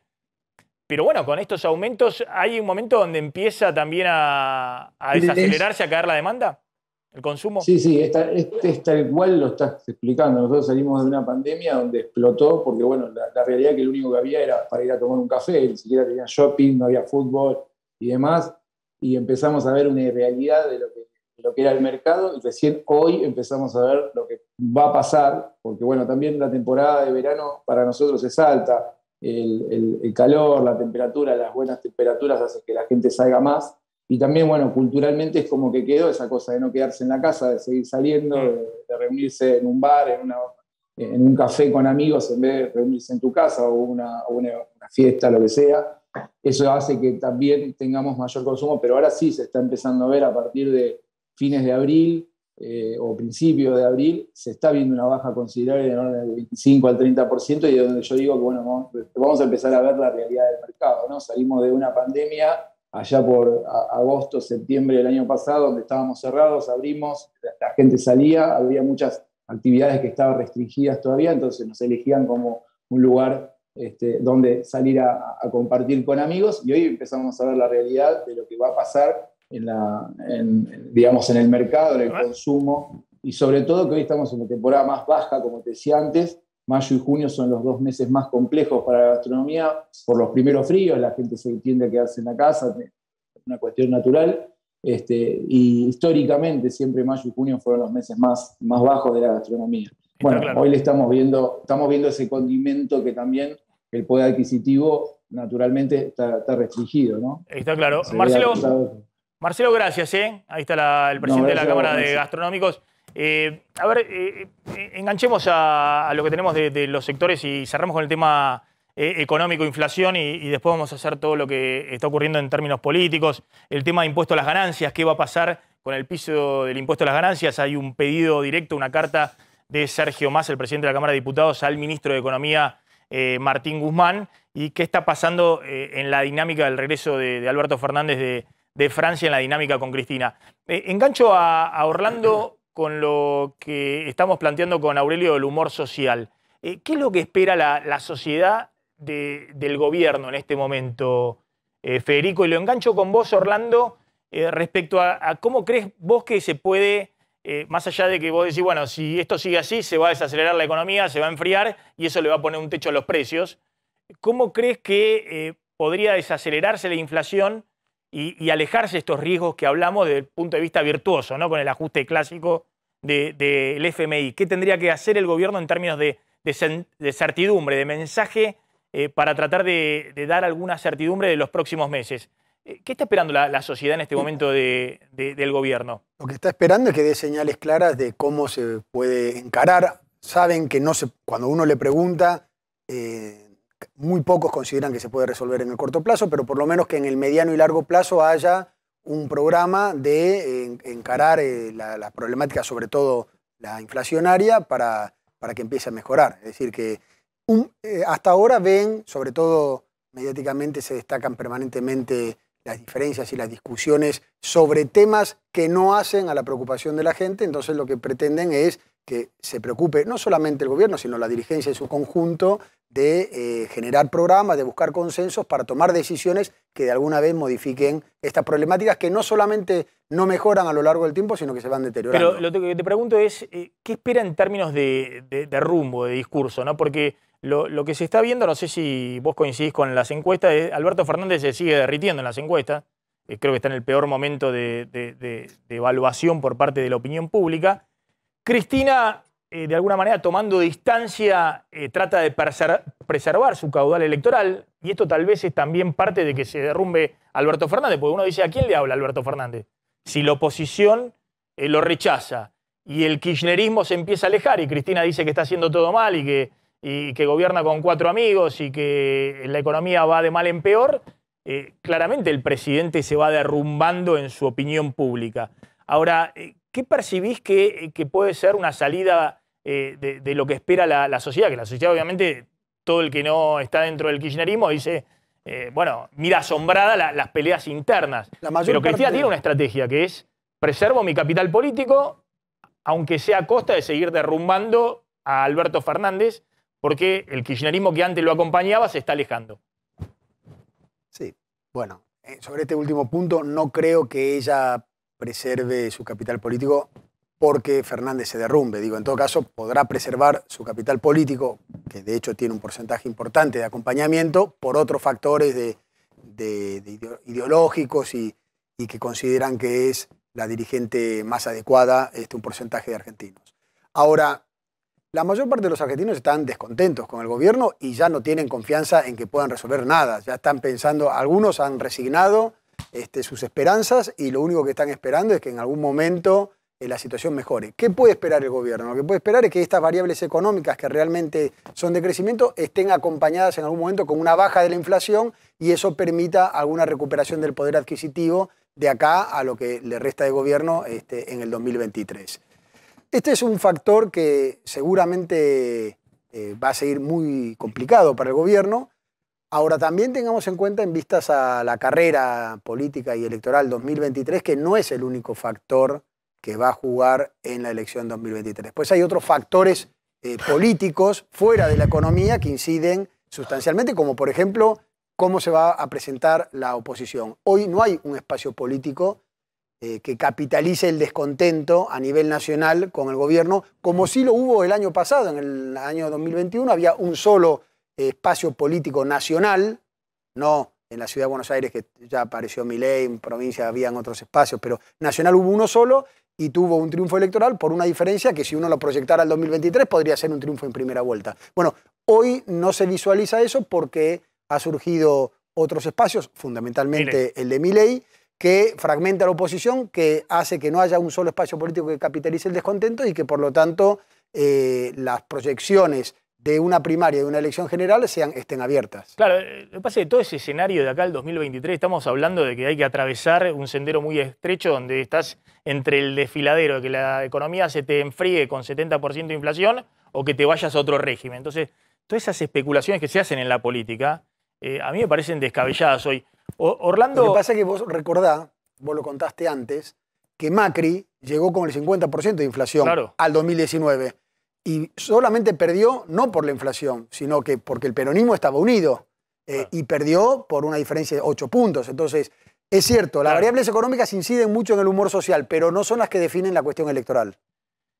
Orlando, cerrame con eso. ¿Qué crees que tendría que hacer el gobierno para tratar de mínimamente de rearmar las expectativas? No estamos hablando del escenario electoral, sino desde el punto de vista económico, para que esta situación de descontrol de precios y de desbandes donde al plus inflacionario monetario, cambiario, de falta de dólares, le sumás también el precio de la incertidumbre y la falta de expectativas? Bueno, yo creo que tiene que aumentar un poco más la tasa de interés hasta que alcance el ritmo de inflación. Me parece que eso viene primero, es lo que exige por otro lado el Fondo Monetario Internacional, y también aumentar las tarifas especiales, esas que están por aumentar, que posiblemente van a ser en junio, que también darían como un final a la etapa de ajuste en materia de tarifas. Y después queda el tipo de cambio, que me parece que está un poquito atrasado y que va a requerir una aceleración. Con todo eso conjunto, yo creo que estaríamos en inflación del 71%, como te dije antes, pero bueno, hay que hacerlo todo con mucha estrechez y hay mucha debilidad en las funciones que se pueden establecer. Por lo tanto, no es nada fácil llegar a un acuerdo como para salir con un 70% de inflación, que ya es una cifra que la consideramos razonable para este año 2022 y que con un poquito de desvío puede irse a mucho más. O sea, esta es la situación económica en la que estamos viviendo en este momento. Orlando, gracias, muy amable como siempre. Ahí estaba Orlando Ferrer. Estaba tratando desesperado para ver un poquito cómo encaramos los temas que teníamos. Dame un tema, Pablo. Sí, a ver, ayer, hablando del tema económico y de la falta de reservas, ayer se aprobó el proyecto para crear un fondo en el Senado para pagarle al FMI con los dólares de lo que se llama el kirchnerismo, los fondos fugados durante el macrismo. 37 votos a favor, 31 en contra. Hubo una sorpresa, faltó la misionera Magdalena Solari Quintana, que habitualmente juega con el oficialismo. El pago se va a aplicar sobre los bienes en el exterior no declarados y van a tener que pagar a aquellos que se les detecten que tenían fondos en el exterior sin declarar un 20% durante los primeros 6 meses de la aplicación de la ley y un 30% cuando pasen los siguientes 6 meses. Además, se crea la figura del colaborador. Es decir, una persona que denuncia que alguien ha fugado fondos y tiene bienes no declarados en el exterior, va a poder denunciarlo y se queda con el 30% de lo recaudado en dólares. Con esto, el kirchnerismo plantea que se va a poder fortalecer las reservas para pagarle al Fondo Monetario Internacional. Es uno de los temas que le preocupa a Cristina, que plantea en el mejor momento de que tendrían que estar entrando dólares, no están entrando dólares y es una de las principales críticas que plantea Cristina Kirchner al modelo de Alberto Fernández. Uno de los temas que se viene, un Senado que Cristina maneja completamente y que va planteando la agenda concretamente, primero con este tema económico, ahora se viene otro tema que es el dictamen por la Corte Suprema de Justicia. Ahora, esto no pasaría a diputados, Pablo, ¿no? Es la construcción del relato kirchnerista en su máxima expresión, porque hoy ninguno de los proyectos que está planteando Cristina Kirchner puede pasar por la Cámara de Diputados por lo menos por ahora, mientras Juntos por el Cambio se mantenga unido. Después vamos a hablar que está crujiendo también. Contame el Juntos por pedido Cambio. de Massa para que suba el piso de ganancias, Sí. en un contexto donde obviamente los aumentos salariales que Cristina felicita, el 60%, están quedando atrás de la inflación. Claro, acá Pero la diferencia... si no actualizás fuertemente Sí. el piso de ganancia, van a quedar muy atrás de la inflación. Claro. Porque gran parte de ese aumento se lo va a comer el impuesto a la ganancia.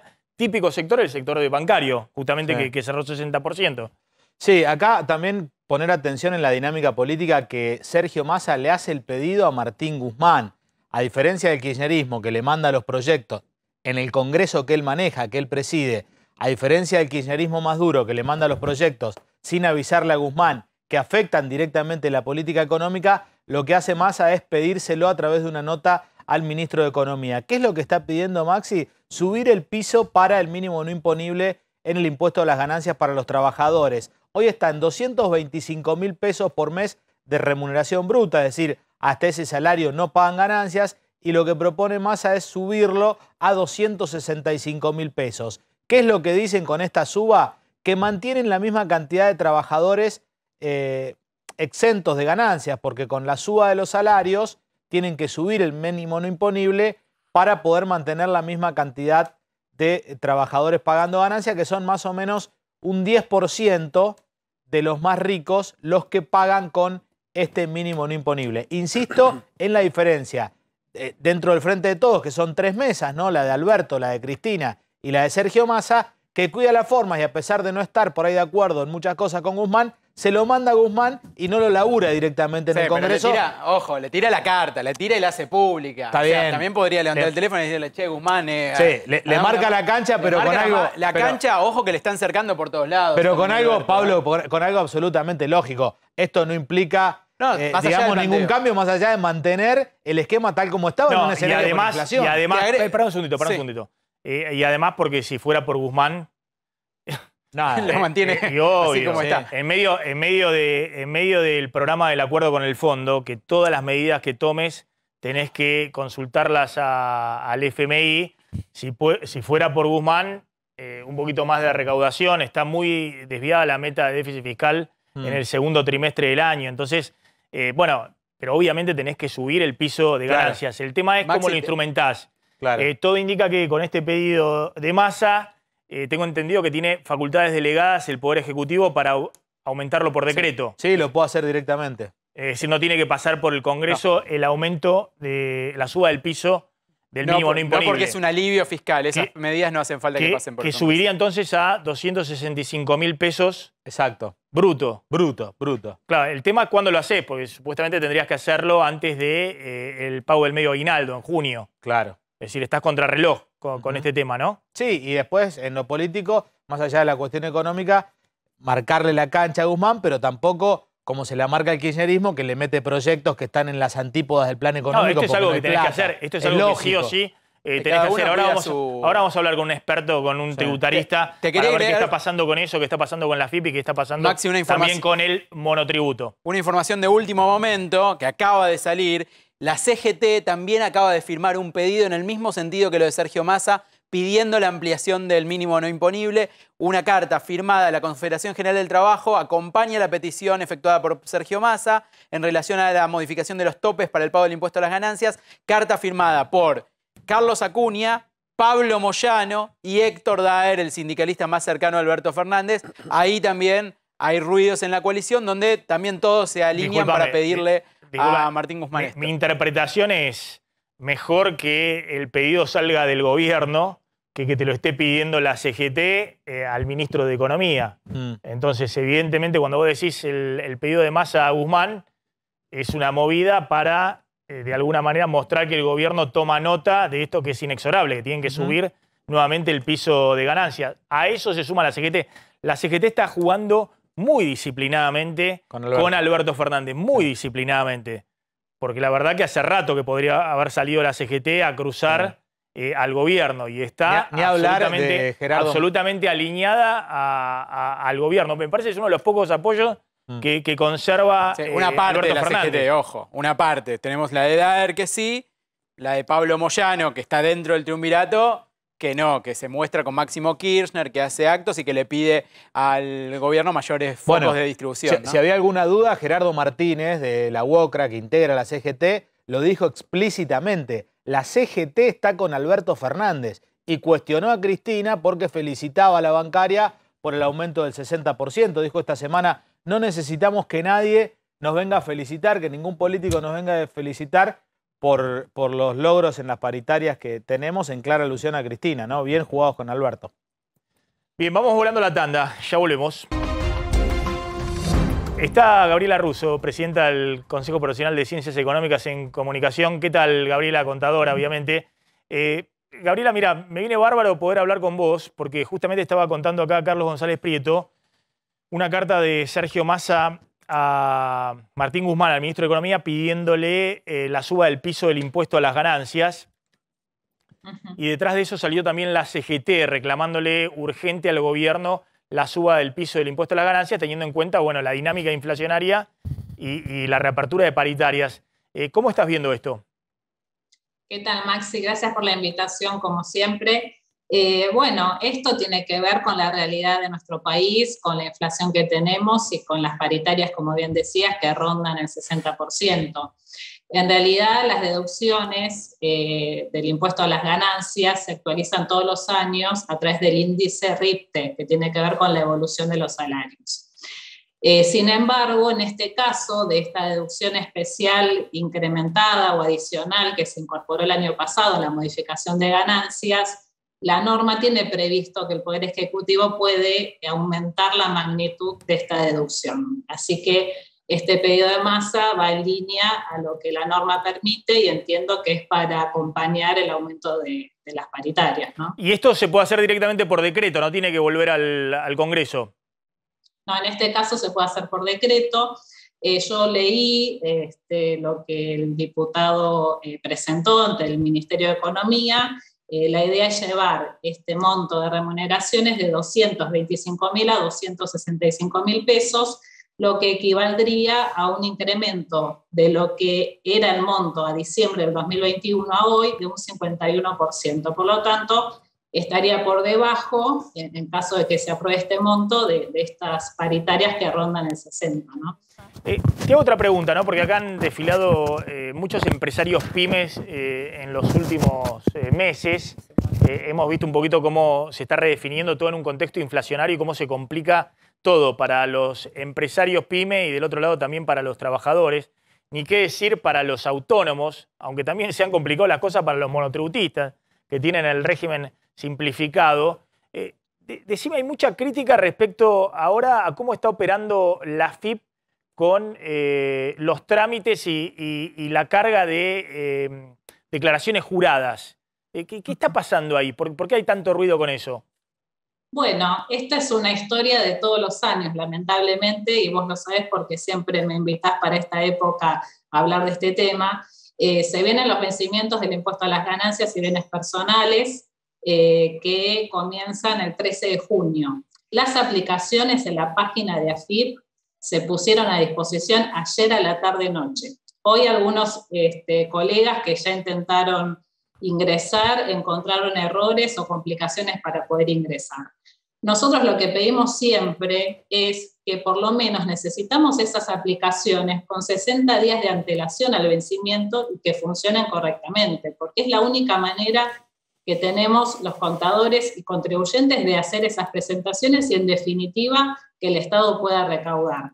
Por eso, teniendo en cuenta que las aplicaciones que tendrían que estar a principios de año, pues estamos hablando de un impuesto que es del año pasado, que se presenta este año, tendrían que estar en febrero, marzo a disposición, y se ponen a disposición un mes antes del vencimiento. Así que lo que pedimos a la AFIP, que ya lo hemos hecho desde el Consejo a través de distintas notas y a través de los espacios de diálogo que tenemos, que por lo menos tengan en cuenta estos 60 días y que los vencimientos se corran el mes de julio. Eso sería lo correcto para poder presentar en tiempo y forma y que realmente el Estado pueda recaudar. No estamos pidiendo nada, digamos, ilógico sino algo que es totalmente coherente, es un reclamo coherente que esperamos que la AFIP tenga empatía con los profesionales y con los contribuyentes, ¿no? Y te hago la última respecto al tema autónomos, ¿no? Que siempre quedan al margen de todo el tema de actualización de piso de impuestos a las ganancias, y obviamente ahí hay muchos profesionales, no solamente de ciencias económicas, sino profesionales de todas las áreas. Bueno, nosotros hemos presentado varias propuestas en este sentido para que las deducciones que puedan tomarse los autónomos también tengan actualizaciones y que se equipare con la situación de los trabajadores en relación de dependencia. Entendemos que no es, digamos, un segmento de la población tan representativo como los trabajadores, pero la verdad que somos trabajadores autónomos, somos la clase media del país. Muchos profesionales, como bien vos decís, que trabajamos todos los días aportando nuestro conocimiento y nuestras herramientas para que el país salga adelante. Así que alguna vez sería bueno que nos tengan en cuenta. No, y además hay toda una situación, es cierto que muchos también están en el régimen de monotributo, pero sí, lo que hemos visto y hemos contado muchas experiencias cuando hablamos de aquellos que los pasa por encima la inflación, ahí hay muchos profesionales independientes que antes eran claramente clase media y hoy con su nivel de ingresos están arañando apenas por encima de la línea de pobreza, ¿no? Cito muchos médicos, enfermeros, odontólogos y demás. Me escriben habitualmente en el Instagram, @MáximoMontenegro_oficial, y me cuentan historias no solamente de acá, de Ciudad y Gran Buenos Aires, sino de todo el país, ¿no? Todo el país. Nosotros desde el Consejo, si bien representamos a contadores, licenciados en Economía, en Administración, actuarios, nos sentamos en mesas de diálogo con los profesionales de distintas disciplinas, y la realidad es que estamos pasando un momento crítico todos los profesionales, y como te decía, representamos por lo general la clase media y acompañando, en nuestro caso, como bien vos decías, a las empresas, a las pymes, a los emprendedores en un contexto de crisis económica muy importante, y sobre todo en la pandemia, vos bien sabés, que estuvimos ahí al frente de la emergencia económica haciendo intermediarios para que puedan recibir las ayudas del ATP, del REPRO y los distintos subsidios que se fueron otorgando, que requirió de nuestro asesoramiento, no eran ayudas directas. Así que siempre estamos a disposición para aportar, pero necesitamos que alguna vez también nos escuchen a los profesionales y tengan empatía, ¿no? Gabriela, gracias, muy amable. Como siempre, Gabriela Russo, la presidenta del Consejo Profesional de Ciencias Económicas. Nos estamos yendo a la tanda. Cuando volvamos, tirá esa información hoy, porque tiene que ver con el paro de hoy. ¿Hoy hay paro universitario, Flor? Hoy hubo durante toda la jornada y sigue habiendo paro universitario de CONADU Histórica, la única que no se adhirió al acuerdo paritario que llegaron los docentes, un acuerdo en torno al 41%, pero los docentes están diciendo, che, hay algunos gremios que están cerrando mucho más arriba de eso, así que desde CONADU Histórica paro en toda esta jornada.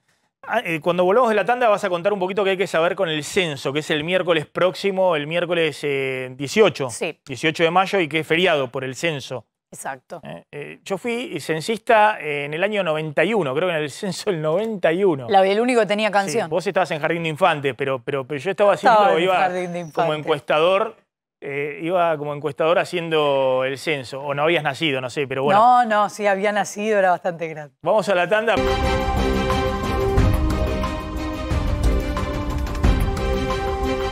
Bueno, ahora vamos a contar las movidas políticas que está haciendo Macri. Atención, un sumo importante en las movidas que hay en la oposición. Y ahora va a contar Carlos qué hace o qué hizo Alberto Fernández hasta hace un rato en Francia en la reunión con Macron y qué interés tuvo ese viaje de relámpago de Alberto Fernández. Pero contá, Flor, qué pasa el miércoles próximo y qué es esto del censo presencial, obviamente el encuestador que va a tu casa, y cómo de alguna manera podés hacerlo desde el punto de vista virtual. El miércoles que viene es feriado para que podamos estar en casa para hacer el censo, y es, como vos decís, un censo distinto de los que estamos acostumbrados, justamente porque está en la modalidad virtual. Virtual quiere decir, ¿lo hacemos solo virtual y no tenemos que estar el día del censo? No.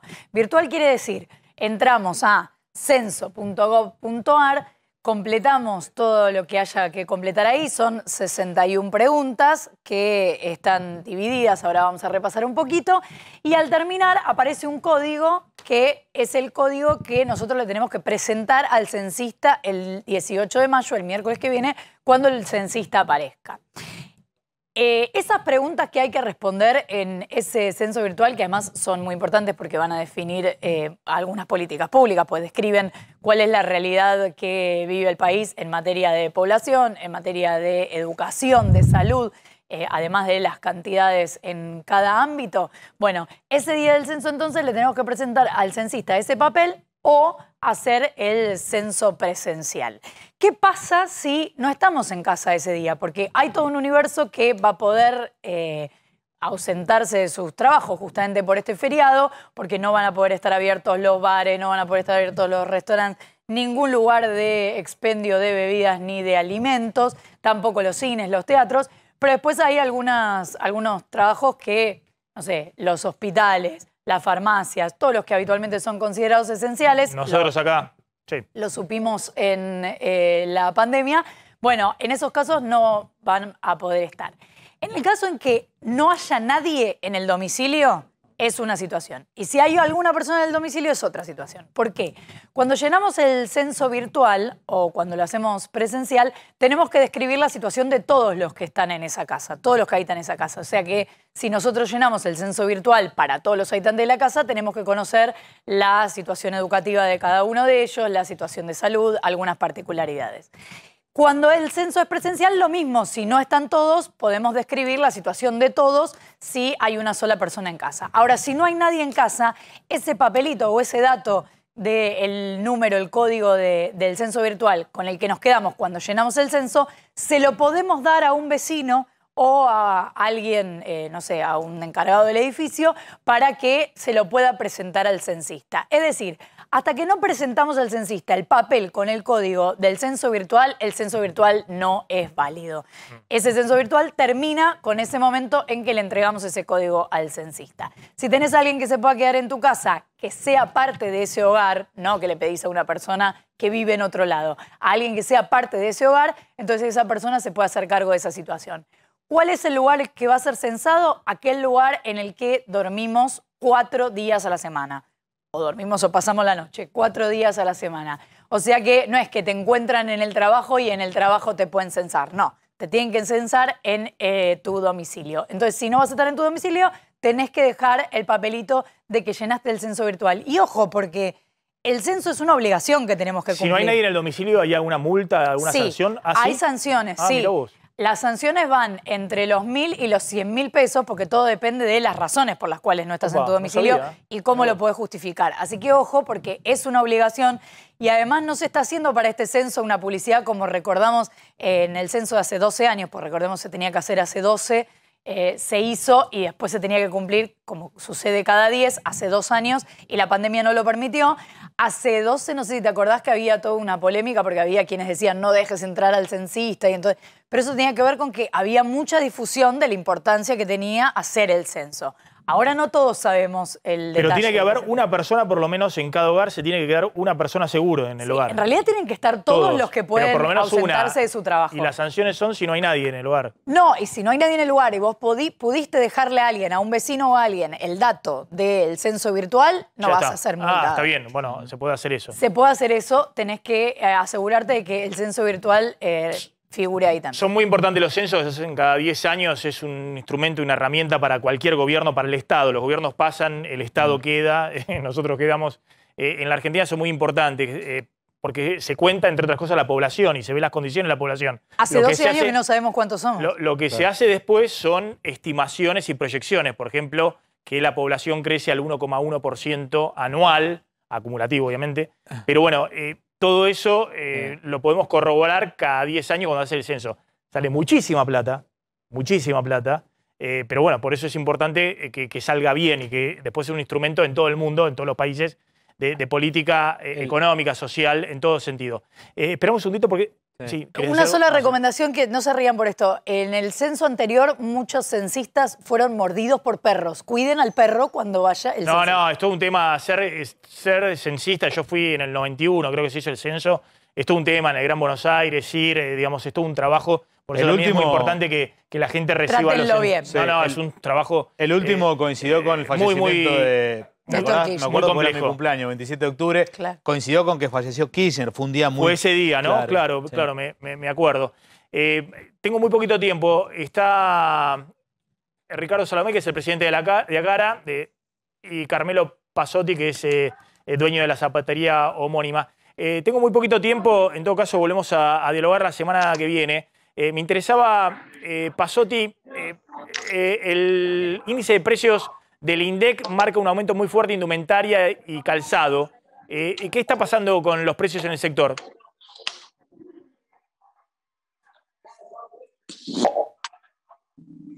A ver, ¿me escucha ahí, Carmelo? No, tengo ahí una dificultad. Ricardo, bueno, hemos hablado muchas veces, ¿no? Respecto a lo que está pasando con el tema autos. Simplemente contame, ¿cuál es el principal problema que está ocurriendo en el sector y por qué viene una dinámica de precios muy fuerte, ¿no? Estamos hablando de 80% de aumento de precios de los autos por año. Sí, ¿qué tal, Maxi? Muy buenas tardes. Sí, en realidad lo que está pasando en el sector no ha cambiado de mes a la fecha. Tenemos grandes restricciones externas en cuanto al tema de los microchips y logística, y grandes restricciones internas en cuanto a la oferta que estamos teniendo debido a la escasez de dólares que hay en el mercado. Igualmente, son muy pocas las unidades ofertadas que tenemos en los concesionarios. Es una de las pocas inversiones que hoy te resguardan de la inversión al tener un incremento del 5,5%. Así que la recomendación mía para todos aquellos que hoy se puedan subir un auto, que se suban, porque es un activo que te salvaguarda de la inflación y encima lo podemos estar disfrutando, ¿no? Los pocos vehículos que hoy se pueden conseguir, unos 30.000 vehículos mensuales. Ricardo, te propongo que nos volvamos a conectar el lunes, pues me interesa preguntarte varias cosas, ¿no? Y hay muchas consultas respecto a esto que está ocurriendo con un sector clave como es el sector automotriz, que genera una gran cantidad de mano de obra y que además bueno, tiene efectos multiplicadores en toda la economía. Y en particular, ¿qué está pasando también en las concesionarias? Hablamos la semana que viene, estoy sobre el final del programa, pero seguramente la semana que viene vamos a tener tiempo y te agradezco siempre la buena predisposición que tenés, Ricardo, para atendernos. Muchas gracias a vos, Maxi. Y bueno, la semana que viene estamos charlando sobre lo que pasa verdaderamente y lo que vos querés saber en el mostrador. Dale, gracias. Ahí está Ricardo Salomé, el presidente de Agara, de las concesionarias de autos. Contame lo del Zoom de Macri. Sí, apareció Mauricio Macri en un Zoom con diputados del PRO, solamente diputados del PRO, y dijo esta frase. Apareció en Zoom, él estaba en el exterior y hizo una arenga. La unidad es fundamental, pero la prioridad ahora es el cambio. Estaba muy enojado Mauricio Macri con los diputados del PRO, muy enojado. ¿Por qué? Porque votaron dos leyes que él considera que están en contra de la plataforma que él está proponiendo para Juntos por el Cambio, que son la ley del HIV y la ley del cannabis medicinal. Considera él que crean impuestos o que crean estructuras estatales y que ellos comprometieron a sus votantes que no iban a crear ni nuevos impuestos ni nuevas estructuras estatales. ¿Qué pidió? Dijo, entre la unidad, es decir, seguir juntos con el radicalismo, y la identidad, cuidemos más la identidad que la unidad. Está muy enojado con los radicales, dice que terminan pactando siempre con el oficialismo y que la misión de él siente es cuidar la plataforma de Juntos por el Cambio. No podemos dejar de ser lo que somos y votar cualquier cosa como hacen los radicales. Sorprendió el tono. Le está enviando un mensaje a Larreta también, ¿no? Sí. Por supuesto. Toda esta semana estuvo diciendo la importancia a Gerardo Morales del radicalismo. El estatuto del docente de Larreta, ¿qué pasó con eso? Se aprobó ayer en la legislatura porteña con una manifestación afuera, con represión a los docentes y algunos estudiantes que estaban afuera. Se aprobó con 32 votos a favor, 27 en contra, solamente Juntos por el Cambio votando a favor. Alberto Fernández. Sí, ya está volando para la Argentina. Hoy tuvo una reunión de 1 hora y 20 con Macron. Es la tercera reunión que tiene gracias a las gestiones de un gran embajador que tiene, que es Leo Costantino, en París.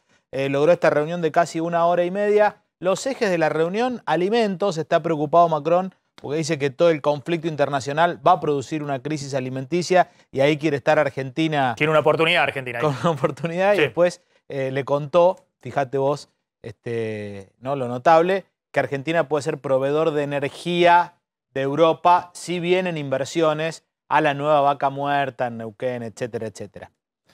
Gracias, colegas. Nos estamos retirando. Ya llega Roberto Funes y Mariana Contartesi. Nosotros nos reencontramos como siempre el lunes aquí en MMD. Chau, pásenla bien.